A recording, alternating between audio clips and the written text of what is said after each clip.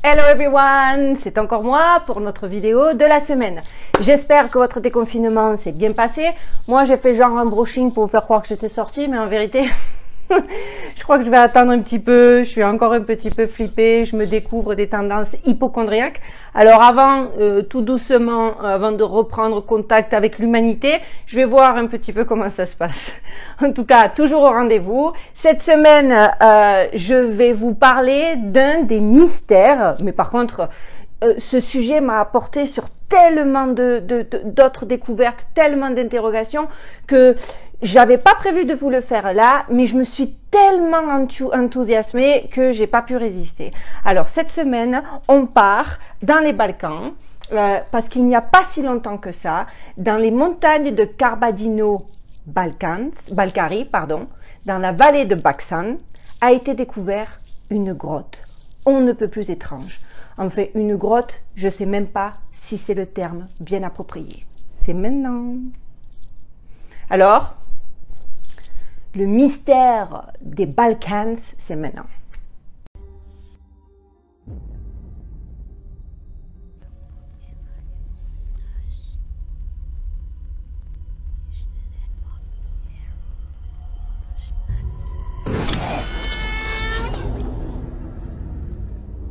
Alors, avant de commencer, juste, je m'étais mis une pression de fou parce que pour vous dire la vérité, cette semaine, j'avais prévu de vous parler de Bill Gates et de faire une espèce de prévisionnel du monde d'après, enfin bref. Mais c'était laborieux, je me suis un petit peu perdue au fil des recherches. Je trouvais qu'au final, j'étais brouillon et que c'était pas clair. Alors, j'ai écouté un très bon conseil d'un de mes abonnés qui est Afadoli, qui a un site que je vous recommande, je vous mettrai le lien dans la description, qui m'a dit que tant que je faisais les choses avec le cœur et avec l'enthousiasme, autant que je me concentre sur des sujets qui me parlaient. Et effectivement, aujourd'hui, ce sujet m'a passionnée. Alors, comme je vous le disais en préambule, il n'y a pas très longtemps de ça, genre en 2012, a été découvert ce que moi je dénominerais plus comme un puits qu'une véritable grotte. Alors, petit détail qui a son importance, il faut savoir que le spéléologue qui a trouvé cette espèce de trou, comme je vous expliquais, procède d'une façon tout à fait particulière, voire unique. En effet, il est à la recherche de lieux sacrés éparpillés dans les montagnes et les gorges avec sa propre et unique méthodologie qui tient compte de la disposition des étoiles dans les constellations qui contient des calculs mathématiques. C'est ainsi qu'il a découvert cette étonnante grotte qu'il pense être une partie d'une ville souterraine. Il s'est avéré que cette immense grotte de plus de 70 à 80 mètres de profondeur, et quand je vous dis 90 à 80 mètres de profondeur, c'est que jusqu'où ils ont pu aller, parce qu'après c'était trop tricky, les passages étaient trop étroits pour que qui que ce soit puisse s'y aventurer. Donc on sait qu'il y a beaucoup plus profond, mais jusqu'à présent ils n'ont pas pu aller à plus de 80 mètres de profondeur. Et il faut savoir que les parois sont faites de mégalithes parfaitement taillé. C'est d'ailleurs une des raisons pourquoi personne n'a pu aller au-delà des 80 mètres, car cela devient absolument trop impraticable. La première chose qui attire votre attention, et vous connaissez le procédé, je vous mets des photos. La première chose qui attire votre attention, donc, c'est que les murs sont clairement artificiels. Ils sont faits de blocs de pierre lisses, soigneusement polis, comme les blocs des pyramides des Égyptiens, et ils ont environ la même taille. Il est facile de calculer que chaque pierre pèse environ 200 tonnes.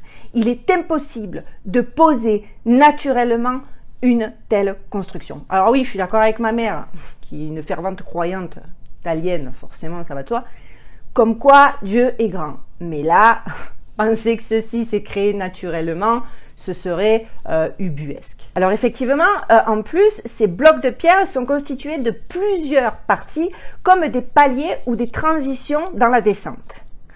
Maria et Victor Koljarova, je suis désolée pour les prononciations, en plus je suis dyslexique, alors ça aide pas, qui ont été les premiers autorisés donc à étudier cette grotte, ont également trouvé des croix gammées sculptées dans la montagne. Je vous mets toujours pareil les photos. Première anomalie, plus ou moins étrange, voire carrément étrange, puisque historiquement, on le sait, les membres de la division Edelweiss d'Adolf Hitler, qui était dans le Caucase dans les années 1942, n'a pas atteint ce sommet. Par contre, il est prouvé que pendant la Seconde Guerre mondiale, et alors là, moi par contre, c'était quelque chose que j'ai découvert, hein, peut-être vous, moi j'ai découvert ça. Il a été prouvé que pendant la Seconde Guerre mondiale, des chercheurs à ces endroits ont été vus de l'organisation SS Ahnenerbe. Ahnenerbe, la prononciation n'y est pas, pas du tout même, mais bon.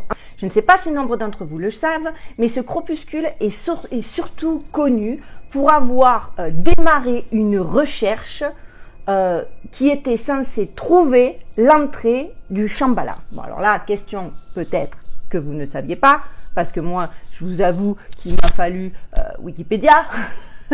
Qu'est-ce que le Shambhala? Alors le Shambhala, pour vous la faire courte, signifie en sanskrit le lieu du bonheur paisible. En gros, le paradis, le nirvana indien. Mais je vais vous expliquer ceci plus en avant, ne vous inquiétez pas. Il faut déjà savoir qu'Hitler considérait le Caucase, avec le Tibet, comme un centre de pouvoir et un centre de commandement du monde. Il est donc plus que possible que ces croix gammées avaient été bel et bien gravées par le personnel de l'organisation nazie Ahnenerbe, qui signifie gardien, si vous voulez, du patrimoine ancestral. Et que l'on s'est engagé, ce groupe, et c'est là que j'ai trouvé ça absolument fascinant, que l'on s'est engagé dans l'occulte. Et tenez-vous bien, selon le projet secret de Hitler, elle avait été à la recherche du Saint Graal et une légende dit qu'elle l'aurait trouvé, voire caché, dans une grotte d'une montagne du Caucase.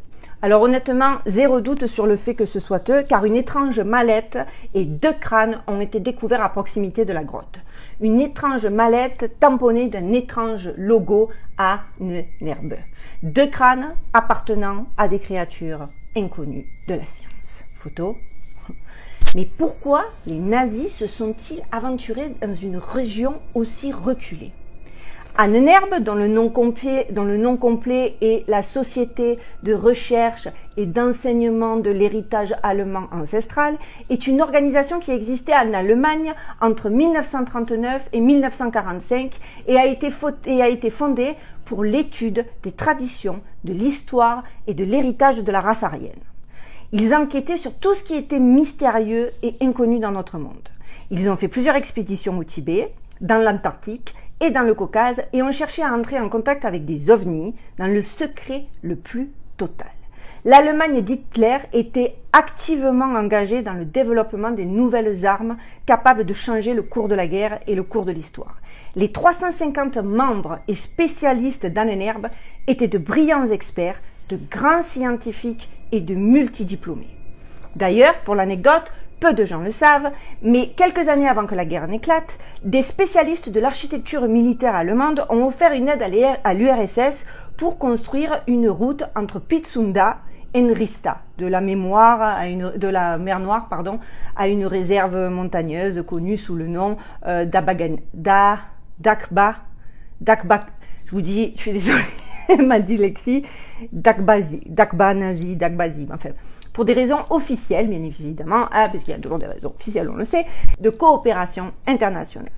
Après avoir complété les travaux, les spécialistes allemands ont été sujets à des morts subites et il y a même un de leurs cars contenant la majorité de leur staff qui s'est écrasé par accident dans un ravin. Il a été révélé bien plus tard que les raisons pour la construction de cette route stratégique étaient différentes, officieusement parlant. Il s'est avéré que les hydrologues d'Ahnenerbe avaient établi que la composition de l'eau prélevée d'une source située non loin de là dans une grotte sous le lac de Ritsa était idéale pour fabriquer, accrochez-vous bien, du plasma sanguin humain. Pour preuve, selon Bormotov, qui est un professeur d'économie et de stratégie du management à l'université technologique de l'État de Maykop, les eaux vivantes d'Abagazi étaient contenues dans des tonneaux en argent et ont tout d'abord été transportés sur la côte, puis par voie sous-marine à bord du bateau Constance et finalement par avion jusqu'en Allemagne. Il y avait même des plans pour construire des tunnels pour sous-marins depuis la mer de Ritsa jusqu'à un point stratégique. Mais la guerre a interrompu le projet. Les nazis étaient très intéressés par les constructions préhistoriques d'Atlantis et de la porte menant à des univers parallèles. Même de nos jours, les gens parlent d'événements étranges dans certaines régions. Je vous invite d'ailleurs à regarder ma vidéo sur le mont Bucegi qui y ressemble. Je vous mettrai le lien dans la description de cette vidéo parce que c'est connecté. C'est encore ces mondes souterrains dont au final on ne sait rien. Et vous verrez, il y avait déjà l'existence dans le mont Bucegi de plusieurs squelettes de 3 mètres de long et dont certains n'appartiennent même pas à l'espèce humaine dans le canyon de Giorgia Borjomi. Mais je vous le dis, c'est plus détaillé dans ma vidéo sur le mont Bucegi. En ce qui concerne donc ces crânes, dont je vous mets les photos là, qui ont été découverts, ils sont surmontés de cornes. Au premier abord, on dirait des animaux fossilisés, mais quand Elikov a commencé à examiner en détail ces découvertes, il en a eu la chair de poule. D'ailleurs, il s'est exprimé et il a demandé aux gens de bien observer le trou ovale au sommet de la tête. C'est à la base de la colonne vertébrale et sa position indique que cette créature bougeait sur 2 jambes et que c'était un bipède. Un autre aspect bizarre est l'absence de mâchoire, une bouche et plusieurs trous. L'orbite de l'œil est anormalement disproportionnée. Tout est disproportionné. Il faut savoir que même les paléontologues ne sont pas parvenus à identifier les crânes, avouant n'avoir jamais vu rien de semblable. Les journalistes britanniques ont vite avancé une hypothèse selon laquelle ces trouvailles serviraient de preuve et de lien existant entre les nazis et les extraterrestres ou des tentatives de Lanenherbe d'appeler les démons. Hallucinant, non? Parce qu'encore une fois, c'est pas des trucs de conspirationnistes. Je suis pas allée creuser des informations invraisemblables. C'est des choses que vous pouvez trouver tout simplement en étant un tantinet curieux. Ces crânes existent. Ils ont bel et bien été authentifiés. Ce n'est pas des fakes. Ce n'est pas une légende urbaine. C'est juste un mystère. Mais bien sûr, comme d'habitude, il a fallu trouver une explication scientifique, même si clairement personne jusqu'à présent n'a pu aller au fond de la construction et qui semble s'étendre et qui semble que ce puits s'étend bien plus profondément que ce que même nous puissions imaginer et qu'elle est dorénavant, ça ne va pas vous étonner, surveillée et gardée par des militaires et des organismes de sécurité privée. Mais même l'explication qu'ils ont donnée, l'explication officielle, reste néanmoins empreinte de mystère. Ils ont dit que cette grotte était une construction technique qui a servi comme une sorte d'amplificateur, de transducteur, d'un résonateur et de radiation d'une nature inconnue. Son âge, environ 5000 ans, et par la taille et sa fonctionnalité, la grotte de la vallée de Bakstan est comparable à la grande pyramide d'Égypte, que de nombreux scientifiques croient aussi être un émetteur d'ondes ou émetteur d'énergie. Donc, les chercheurs sont enclins à croire que la construction de formes tout à fait inhabituelles, conservées dans la roche, pourrait faire partie d'une structure globale, genre des villes souterraines, des grottes, des tunnels, qui en plus font partie d'une légende du Caucase du Nord qui est transmise de génération en génération à propos d'une ville complètement souterraine.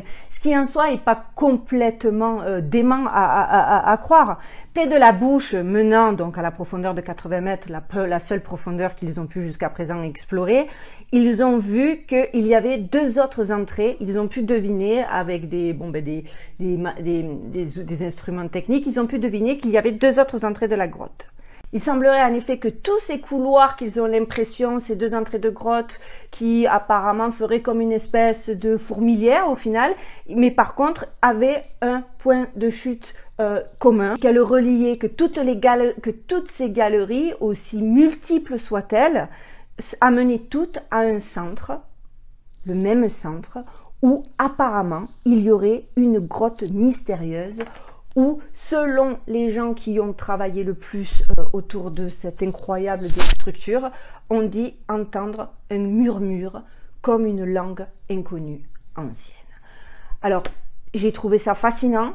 Je vous la fais, vous en doutez, je vais pas encore me répéter, mais l'algorithme, il faut que ce soit pas trop long, pas trop détaillé, parce que sinon c'est un peu indigeste. La vérité, c'est que je vous la fais courte, mais que c'est fascinant. J'espère que ce sujet vous aura plu, parce que je pense creuser un peu. Alors c'est sûr, c'est gênant, parce que à côté de ça, on est quand même en train de parler de groupuscules nazis, etc. Mais ils ont découvert et ils ont fait des avancées et ils ont fait faire de tels bons au progrès que je pense honnêtement leur accorder 2-3 autres vidéos, parce que regardez déjà celle-là, je la trouve fascinante.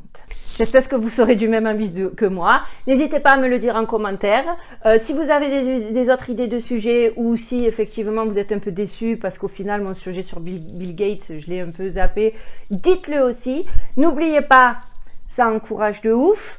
Les commentaires, pareil, ça me permet d'être bien suggéré dans l'algorithme YouTube. Plus de vues, plus d'abonnés, plus d'idées, plus d'échanges.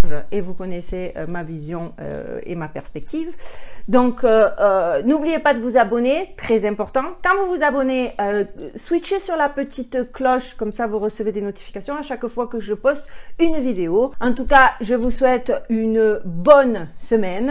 J'espère que ce déconfinement va se passer de la meilleure des façons, que en aucun cas on va avoir de mauvaises surprises après 2 ou 3 semaines.